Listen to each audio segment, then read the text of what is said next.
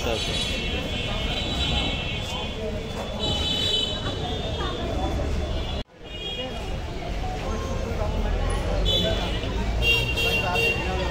আপনারা ইতিমধ্যে অবগত আছেন যে আমাদের বগুড়া জেলা পুলিশ কর্তৃক বিশেষ অভিযান চলমান আছে।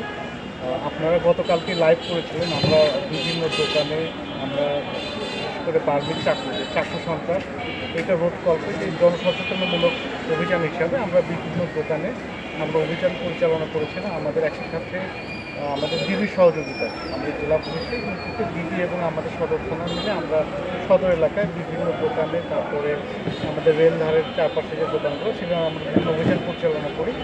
আপনারা ইতিমধ্যে জেনেছেন যে আমরা এই অভিযানে আমরা 820 পিস ফোল্ডিং চাকু অর্থাৎ বিদেশি চাকু উদ্ধার করেছি এবং একই সাথে আমাদের যে মাদক বিরোধী যে অভিযান চলমান আছে সেগুলো আপনারা দেখছেন যে আমরা ইতিমধ্যে গতকাল রাতেই অভিযান পরিচালনা করে 100 বোতল আমরা ফেস্টিভ্যাল উদ্ধার করেছি।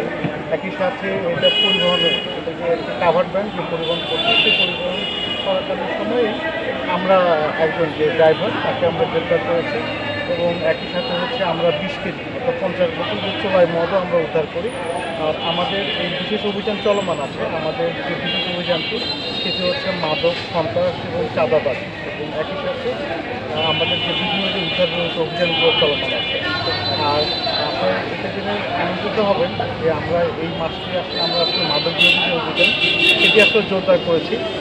ইতিমধ্যে আমাদের সদর থানায় শুধুমাত্র সদর থানাতে আমরা বিভিন্ন অভিযানে 27টি মাদক মামলা রুজু করেছি।